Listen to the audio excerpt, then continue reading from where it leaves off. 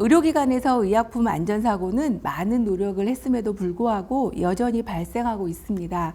생명을 위협하는 사건들이 발생될 때에는 의약품을 다루는 한 사람으로 가슴이 서늘하기도 합니다.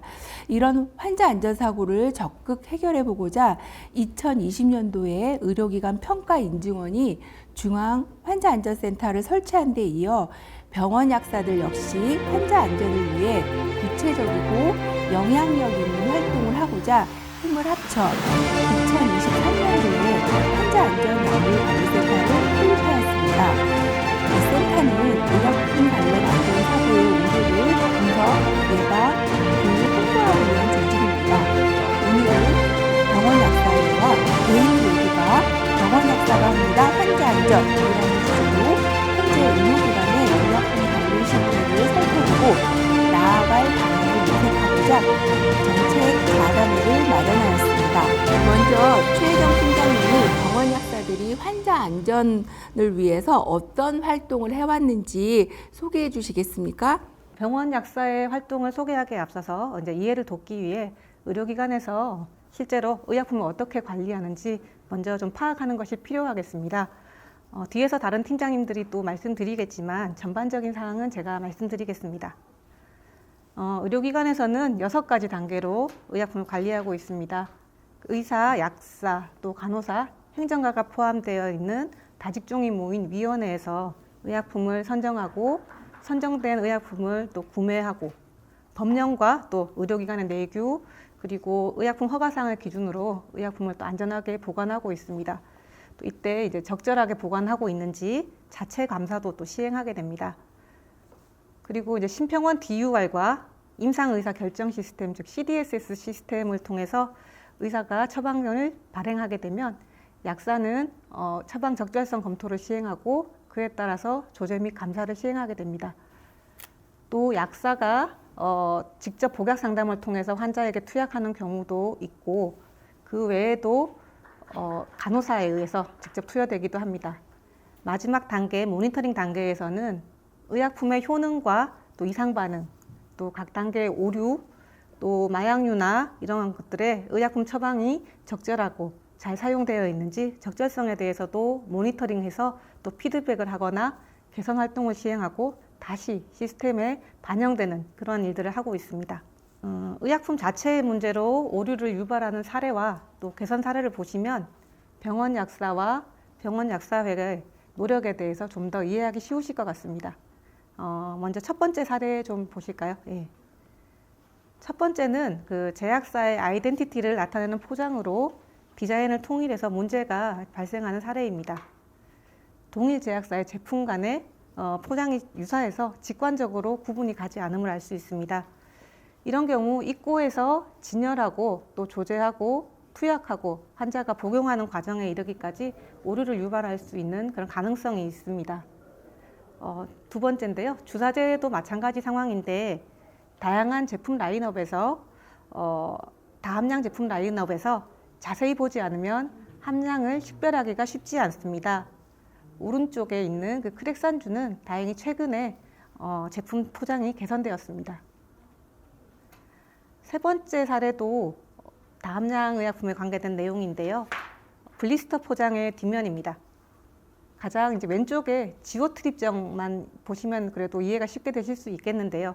왼쪽 지오트립정은 항암제인데 20ml, 30ml, 40ml의 그 배경 색상과 글씨 크기, 색상이 동일해서 자세히 확인하지 않으면 함량 식별이 굉장히 어렵습니다. 항암제인데 오투약이 발생할 수 있는 가능성이 충분히 있습니다. 케타민 주사 계속 이어서 말씀드리면 포장 단위 외에도 앰플, 바이알의 각각의 라벨에서도 총 함량 표기에 일관성이 없는 것을 알 수 있습니다. 이를 개선하고 또 총 함량 표기를 강조하여서 최근에 개선이 되었습니다.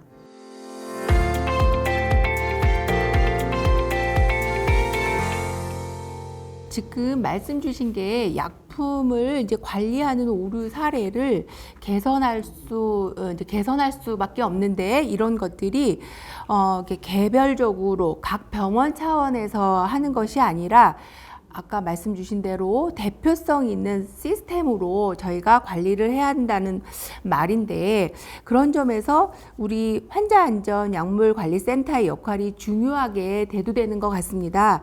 자연스럽게 그러면 우리가 환자안전약물관리센터가 어떤 사업을 계획하고 있는지 주제로 넘어가 보도록 해보겠습니다. 이 부분은 윤정희 부센터장님이 말씀 주시면 좋겠습니다. 네, 환자안전약물관리센터의 그 사업 계획은 환자안전법 제8조 3 지역환자안전센터 활동 내용을 기반으로 작성되었는데, 첫째는 환자안전사고 보고 활성화와 예방 프로그램 개발입니다. 의약품 관련 환자안전사고는 대부분 병원 내부 절차에 따라 보고되고 있고, 이후 병원별로 중앙환자안전센터에 환자안전보고 시스템, 즉 콥스로 전달된 절차로 운영되나, 환자 전담 인력이라든지 환자 안전 활동 수행이 어려운 요양병원 포함 중소보건의료기관은 환자 안전 활동이 어려운 상황입니다. 이에 또한 병원 약사의 차원의 의약품 환자 안전 사고 관리 또한 부재한 상황입니다. 이에 요양병원 포함 중소보건의료기관 중심의 환자안전사고 보고 활성화를 통해서 보고된 자료 및 정보 분석 결과를 활용한 한류 체계를 실시해서 환자안전사고 예방을 위한 주의 경보, 지침 등을 제작해서 회원기관과 공유할 예정입니다. 넷째는 의약품 사용 오류 관련 병원과 제약회사 포함 유관단체와의 소통 역할입니다. 실제로 앞서 말씀드렸다시피 센터 설립 이후에 2023년도에 기초수액제에 대한 그 라벨이 다양해서 국내 3개 제약회사 또 병원 간호사회와 통일된 색상으로 제품에 대한 통일안을 만들었고, 올해 1월부터 제품이 실제 출하되고 있습니다. 또한 당시에 어떤 걸 논의했냐면, 유효기간에 대해서도 지난 수액에 대한 문제들이 사회적 이슈화 됐기 때문에 제품별 유효기간 명기 위치를 기초수액제 라벨에 하단 위치라든지 표기가 또 상이함에 따른 오류를 줄이고자 기초수액제 제품 하단에 표기도 연, 월, 일로 할 수 있도록 서로 통일된 의견을 모았습니다. 이처럼 병원 현장에서 발생되는 공통적인 의약품 사용 오류를 줄이기 위해서 제약회사 포함 유관단체와의 소통 역할로 환자안전센터의 역할을 강화하고자 합니다. 약물과 관계 있는 환자 안전사고가 있었다는 건데, 이 어떤 것들이 있었을까요?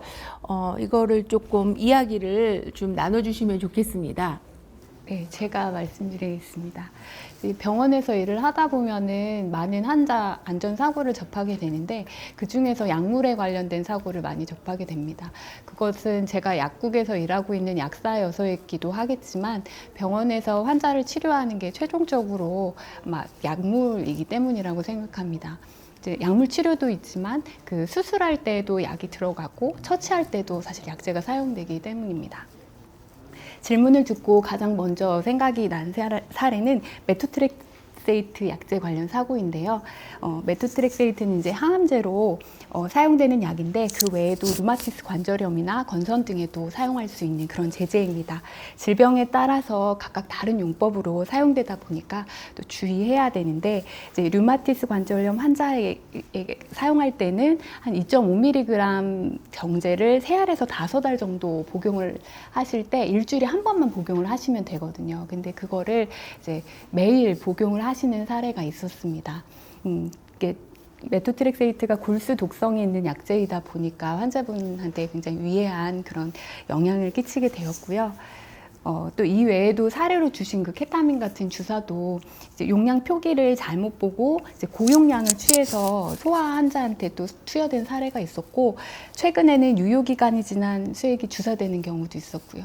그리고 환자 안전법을 도입하게 된 그 종영군의 빈크리스틴도 이제 약물이고 정맥 주사만 가능한 거를 척수강내 주사한 그런 약물 사고이죠. 안타깝게도 이런 약물 사고들이 많이 있었습니다. 심각한 사고들이 굉장히 많았다고 생각이 드는데, 이런 것들을 개선해 보고자 노력하는 것들이 있었을 것 같고, 또 병원 규모에 따라서 이런 노력들이 좀 다를까요?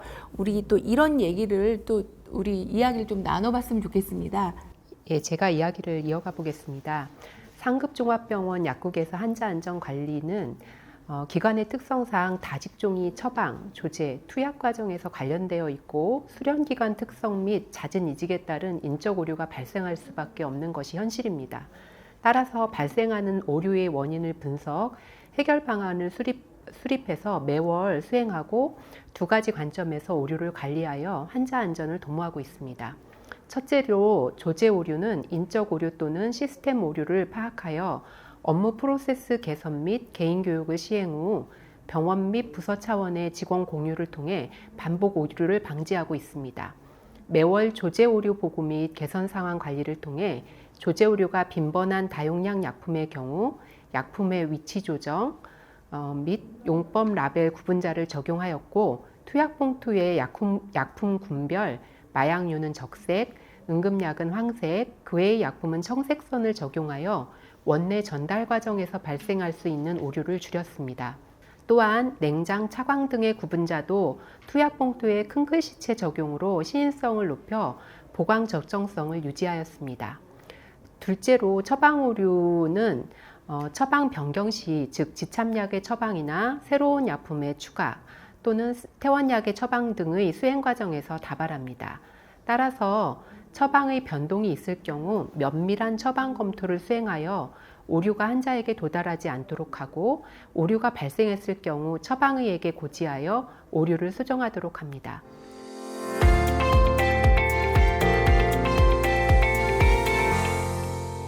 병원 내에서 일어나는 오류가 조제 관련, 처방 관련, 투약 관련 이런 오류들이 있을 텐데 주로 이제 조제 관련 오류는 약제 부서에서 어떻게든지 개선하고 이런 것들을 이제, 없애려고 노력을 할 텐데 처방이나 환자를 투여하는 의사나 간호사 영역에서는 이런 것들을 우리가 발견한 것들을 알려주고 실제 개선으로 이루어지는지 이게 개선으로 이루어져야지 우리가 안전하게 약물을 사용할 수 있을 텐데 실제 이게 개선이 이루어지는지 궁금합니다. 처방이 그중에서 주로 전공의들이 처방 오류에 대한 경각심을 갖도록 하기 위해서 약물 교육을 주기적으로 시행합니다. 오류 발생 시 환자에게 치명적인 위해 또는 잠재적 위험성을 초래하거나 치료 연기 좁은 고위험 의약품, 유사 외관, 유사 발음, 유사 코드 및 동일 성분 2종 이상 등 주의를 요하는 약품, 용량 혼동 가능성이 높은 처방 단위 안내, 실업제 중 함량 혼동 가능성이 높은 약품 등에 대한 교육을 주기적으로 시행하고 있습니다. 또한 투약 오류 예방을 위해서 간호 투약 라벨에 파이브라이트 준수에 필요한 필수 요소를 잘 보이도록 문구 및 라벨 크기를 개선하였고 주사 항암제 투여 시 간호사가 이중 확인 라벨 적용으로 적정 용량을 도모하였습니다. 시린지에 조제되는 경구약을 주사 투여되는 것을 방지하기 위해서 경구약 전용 주사기를 도입하였습니다. 일반적인 사항을 주로 말씀 주셨는데 병원이 특히 더 신경 쓰는 부분이 있다면 어떤 것들이 있을까요? 두진경 선생님이 직화물계 보시면 특수조제이기 때문에 한번 이 부분을 짚어주시면 좋을 것 같습니다. 네, 김은영 팀장님께서 일반적인 사항들 잘 설명해 주셔서 감사합니다. 저는 특수조제 파트에서 근무하고 있어서 고위험 의약품 중에 항암제 부분을 좀 언급을 드리려고 합니다. 항암제는 취급에도 주의가 필요하고 약물 오류 발생 시에 환자에게 미치는 영향이 매우 커서 말 그대로 정말 특별히 더 유의해야 하는 고위험 의약품인데요. 다른 약제들도 마찬가지겠지만 특히 항암제 같은 경우는 약사뿐만 아니라 처방의 그리고 간호사 그리고 환자까지도 모든 단계의 팀 어프로치 시스템이 필요합니다. 환자분까지 포함한 이유는 환자분이 본인 확인에 참여해 주시는 것, 자신의 약이 맞는지 확인해 주시는 것, 부작용이 나타나는지 관찰해 주시고 또 그걸 알려주시는 게 환자 안전사고를 예방하는 데 있어서 굉장히 중요하기 때문입니다. 일반 상황들과 마찬가지로 처방 조제, 투약, 그리고 복약 상담으로 역할을 좀 나눠볼 수 있겠는데요. 처방 검토 시에 항암제는 다른 약제에 비해서 부작용이 크고 또 용량이 감량되는 경우가 많아요. 그래서 환자 상태에 따라 달라지기 때문에 그 용량 용법을 유의 깊게 살피고 있습니다. 환자의 키, 체중뿐만 아니라 신기능, 간기능, 혈액학적 검사 결과까지 참고를 해야 되고, 또 레지멘이 환자에게 적절한지, 또 주사 맞는 날의 그 주기를 살피고, 부작용이 나지 않도록 오신구토 등 전처치 약제가 잘 처방되었는지도 살피고요. 그래서 이렇게 그것만 또 적절하면 안 되고, 약제 자체에 성질이 있기 때문에 그 희석수액이 적절히 처방이 됐는지, 그리고 희석 시에 유효 농도가 맞는지, 그리고 과민 반응이 있는 약들은 테스트 도즈가 또 잘 처방이 됐는지, 그런 것들까지 저희가 살피고 있습니다. 이제 항암제는 계속 신약이 개발되고 있고, 적응증이 추가된다든지 이제 새로운 치료법이 계속 도입이 되기 때문에 양이 굉장히 방대합니다. 습득해야 될 정보도 많고요. 또 환자 수는 점점 많아지고, 근데 이거를 개인적 역량에 의지하기에는 약물 오류 발생 위험이 매우 높습니다. 그래서 저희는 항암제는 항암 프로토콜을 이용해서 처방하도록 권장을 하고 있습니다. 항암 프로토콜을 사용하게 되면 처방을 입력하는 의사와 검토하는 약사, 투약하는 간호사도 효율적으로 그리고 효과적으로 업무를 진행할 수 있습니다. 그리고 또 업무를 표준화할 수도 있고요. 보통 항암 프로토콜은 약사가 입력을 하고 이제 관리를 하게 되는데, 프로토콜 입력 시에 앞서 말씀드린 많은 부분들을 세심히 잘 살펴서 입력을 합니다. 그래서 이미 이렇게 검토된 프로토콜을 사용을 하게 되면은 처방이 나왔을 때에는 이제 항암 프로토콜이 제대로 이 환자한테 맞게 선택이 됐는지, 주기에 맞게 오셨는지, 그 기초 정보와 그런 그 환자 상태에 대한 것들만 확인하면 돼서 검토 사항이 한결 이렇게 줄어들게 돼서 더 정확하게 검토를 할 수가 있습니다.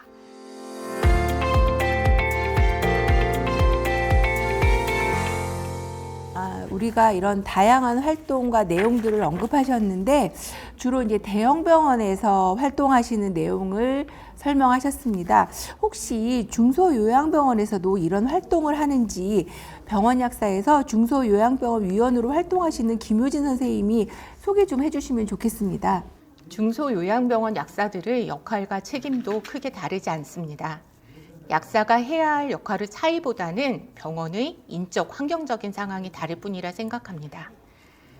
대형 병원은 환자들의 중증도가 높고 규모가 큰 만큼 약사가 보다 전문적인 접근이 가능하다면, 중소병원은 소수의 약사가 근무하다 보니 다양한 업무를 폭넓게 담당하고 있습니다.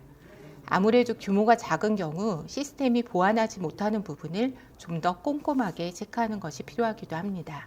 그러나 제한된 소수의 약사가 동시에 다수의 업무를 수행하다 보니 환자 약물 관리와 환자 안전 향상을 위해 약사가 해야 하고 할 수 있는 일들이 눈에 보임에도 아무래도 물리적인 한계와 정보 부족, 정책 및 리더십 영향 등 여러 가지 사유로 환자 안전 약물에서 약에 대한 전문가인 약사의 활용은 제한적일 수밖에 없어서 중소요양병원 약사들의 고민이 깊습니다.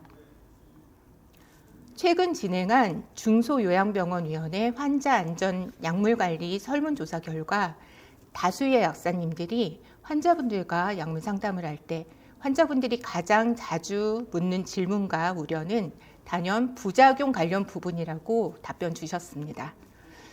함께 먹어도 되는 약인지, 정확한 약 복용법에 대한 문의도 많고, 특히 만성질환으로 약을 장기 복용하시거나 많은 수의 약을 복용하시게 되는 경우 약물 상호작용이나 이상반응, 약물 내성에 대한 막연한 불안감으로 임의로 약을 빼고 드시는 등 복약 수능도가 떨어져 상태가 악화되거나 오히려 내성이 생기는 경우도 있어 환자분들이 약물을 정확하게 알고 치료받으시고 필연적으로 발생할 수 있는 이상 반응에 대해 사전에 미리 인지하고 의학 전문가에게 알리고 대응할 수 있도록 하는 환자 교육이 안전하고 효과적인 약물 치료를 위해 필수적이라 생각합니다.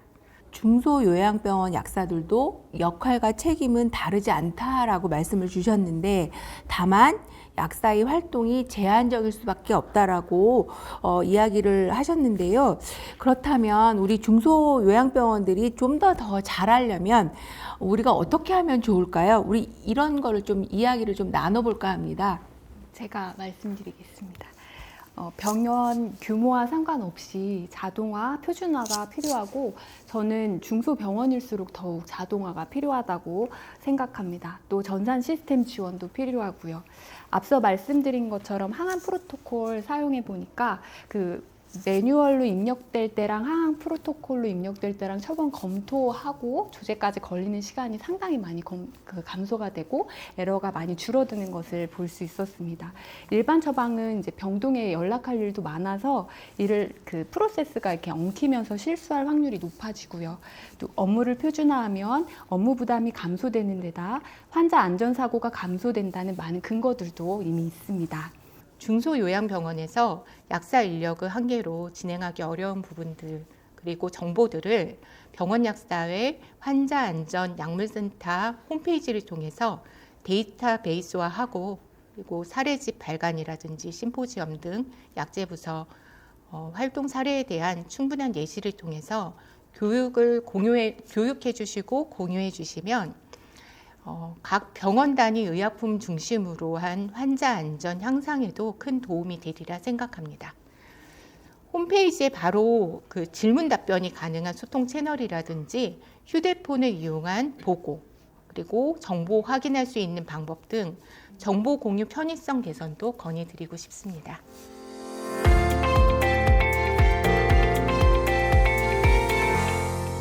정보를 공유하고 우리들이 이 의약품 사고에 노출되지 않도록 하는 것들이 굉장히 중요해 보입니다. 그럼 이쯤에서 우리가 그 인력 얘기를 안 할 수가 없는데요. 실제 의료 환경에서는 어떠신가요? 제가 먼저 말씀드릴까요? 네. 저는 500병상 이상의 그 종합병원에서 근무하고 있습니다. 인력 확보는 언제나 그 병원 약사의 가장 큰 어려움 중에 하나입니다. 의료기관에서는 이제 의약품이 직접 환자의 진단과 또 치료에도 많은 역할을 하고 있기 때문에 높은 전문성을 지닌 그 약사가 의약품 관리 시스템 전체의 감시자가 되는 것을 정말 원하고 있고 또 이런 인식이 점차 확산되고 있습니다. 약사 정원과 관련해서 의료기관 종별, 병상별, 처방 전 수에 따라서 정원 기준을 명시하고 있어서 의료기관에서는 법적 기준 외에 또 다른 인력 채용에 대한 상당한 부담을 느끼고 있는 실정입니다. 2023년도 그 병원 약제부서 실태조사 그 결과에 따르면 종합병원의 경우에는 법정 인력 대비 5.7명의 약사가 추가로 필요하다는 조사 결과가 나왔습니다. 이러한 상황에서는 이제 조제와 또 임상 업무에 대부분의 인력을 투입할 수밖에 없는 그런 상황입니다. 항생제와 마약류 같이 좀 필수적인 상황에서는 특정 약물에 대한 사용 모니터링이나 또 이제 부작용 모니터링 같은 경우에는 부작용 모니터링을 시행하는 의료기관은 그래도 상당수 있지만 환자 안전 전담 인력으로 약사를 두는 경우는 아직까지 보지 못했습니다. 그래서 약사는 사실 배치하지 못하고 있는 것으로 저도 알고 있습니다. 실제 다수의 중소요양병원에서 의료기관 내 나홀로 약사로 근무하고 있고 소수의 제한된 인력으로 처방 감사, 조제 업무, 적시에 필요한 의약품 공급 관리뿐 아니라 의학 정보 제공, 의료기관 전체 안전한 의약품 관리 및 사용 체계 구축, 약물 이상 반응 모니터링과 평가 등 약제 업무 전반을 담당하고 있습니다. 중소병원 약사님들을 설문해서 환자 안전 약물 관리를 위해 계속 점검하고 평가하는 약물 안전 활동 담당 약사 인력 배치 또는 최소한 꾸준하게 활동할 수 있는 최소한의 업무 시간 확보 방안이 필요하다는 의견을 가장 많이 주셨습니다. 인력은 필요한데 실제적으로 이것이 이루어지기 어렵다 그러면 리더십의 지지라든지 정책적 지원이 좀 이루어진다면 우리들이 조금 더 이런 활동을 하는데 도움을 받을 수 있을 것 같아 보이는데 실제 의료기관에서의 지원은 어떤가요? 네, 제가 말씀드리겠습니다. 사람은 누구나 실수할 수 있기 때문에 휴먼 에러를 거를 수 있는 전산 시스템을 비롯해서 시스템과 오류를 최소화할 수 있는 환경에 대한 지속적인 고민과 연구가 필요합니다. 현재 병원 약사의 주관으로 제약회사들과 함께 진행하고 있는 조제 및 투약 실수 방지를 위한 비슷한 의약품 제형 포장 개선도 효과적이고 필요한 활동이라 생각합니다. 예, 저는 기본적인 조제 인력 외에도 임상 약제 활동, 약물 감시 활동, 그리고 약물로 인한 환자 안전사고를 관리하고 또 질양상 활동을 수행하는 전담 인력이 반드시 필요하다고 강조해서 말씀드리고 싶습니다. 환자안전법에 따르면 제가 근무하는 병원에서는 환자안전 전담 인력을 2명 이상 두게 되어 있는데요. 전담 인력에는 의사, 치과의사, 한의사, 또 약사 또는 간호사가 포함되게 되어 있는데 3년 이상 보건의료기관에서 근무한 경력이 꼭 필요합니다. 대부분의 병원에서는 전담 인력은 주로 간호사가 담당하고 있고 약사는 전무한 실정입니다. 의약품에 특화된 전담 인력이 반드시 필요하지만 병원 약사의 이직률이 좀 높은 편을 고려하고 또 5년 미만 경력자에 집중되어 있는 것을 고려했을 때 현실적으로 다소 어려움이 있어서 향후 보완이 또 필요한 부분입니다. 이런 어려운 상황들을 개선하기 위해서는 정책적인 지원이 또 역시 반드시 필요하다고 생각합니다. 가장 중요한 것은 환자 안전 전담 인력에 우선해서 의료기관의 약사 정원에 대한 법적 기준이 재검토되는 것입니다.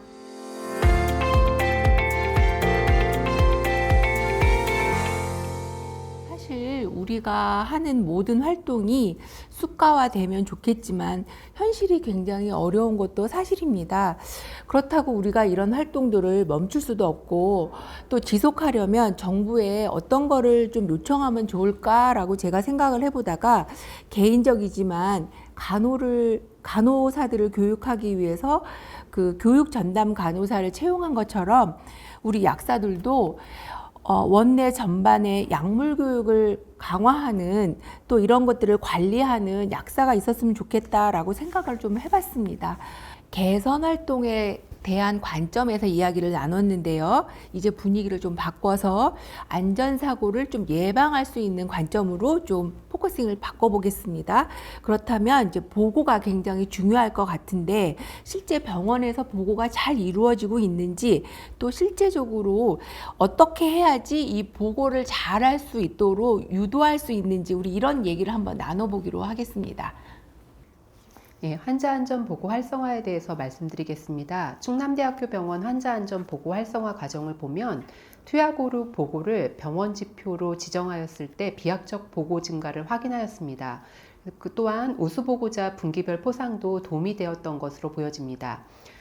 중소병원에서의 환자안전보고 활성화는 환자안전약물관리센터를 통한 보고 시 보수교육 점수를 부여할 수 있으면 도움이 될 것으로 사료됩니다. 더불어 앞에서 말씀해 주신 것과 같이 환자안전 사고 예방 교육도 항시 이루어져야 할 것으로 보입니다. 각 기관에서 이루어지는 이제 환자 안전 사고 보고 활성화 잘 들었고요. 한국병원약사의 환자안전약물관리센터에서의 그 보고 활성화에 대해서 말씀드리겠습니다. 센터는 환자 안전 전담 인력이 없거나 환자 안전 활동 수행이 어려운 요양병원 포함 중소의료기관 중심으로 보고 활성화 예정이지만 상급 종합병원을 포함한 모든 회원기관에서 보고를 같이 유도할 예정입니다. 보고된 내용은 분석하여서 예방활동 자료, 고용의약품 안전지침이라든지 여러 가지 가이드를 만들어서 회원기관과 같이 공유하고자 합니다. 방법적으로는 보고를 용이하기 위해서 홈페이지를 통해서 보고 활성화 유도하려고 하고요. 보고가 많은 병원에 대해서는 포상 방안도 좀 검토 중이나 추후 좀 더 고민을 해봐야 될 것 같습니다.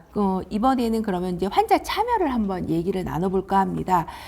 병원 약사들이 환자 참여를 유도할 수 있는 것이 무엇이 있을까요? 저는 그 병원 약사회에서 시행하고 있는 그 스피크업 캠페인에 대해서 말씀드리고 싶습니다. 병원 약사회에서는 환자 안전의 파트너로 환자 스스로가 의약품과 관련된 안전 활동에 적극적으로 참여하도록 캠페인을 통해 돕고 있습니다. 약물 치료에 대해 환자가 참여하고 말하고 확인하고 또 질문하는 그런 문화를 정착시킬 수 있도록 노력하는 것인데요. 이 외에도 또 환자 참여를 확대하기 위해서 다양한 활동을 벌이고 있습니다.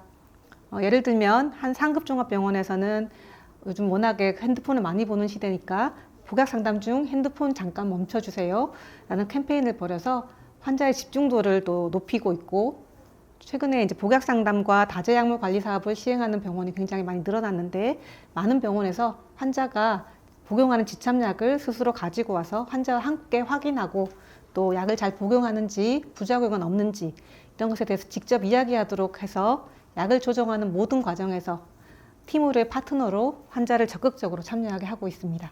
자, 이제 마무리를 좀 해볼까 합니다. 병원 약사들이 주도하에 환자 안전을 생각하는 다양한 활동 사례를 살펴보았고, 환자 안전 약물 관리 센터에 나아갈 방향에 대해서도 이야기를 나눴습니다. 정부, 제약사, 환자, 의료진 모두가 참여함으로써 안전한 환경에 한 발 더 가까워질 것이라고 기대하면서 오늘 자담회를 마칠까 합니다. 귀한 시간 내주신 참석자들과 주관하신 데일리 메디에 감사드립니다. 감사합니다.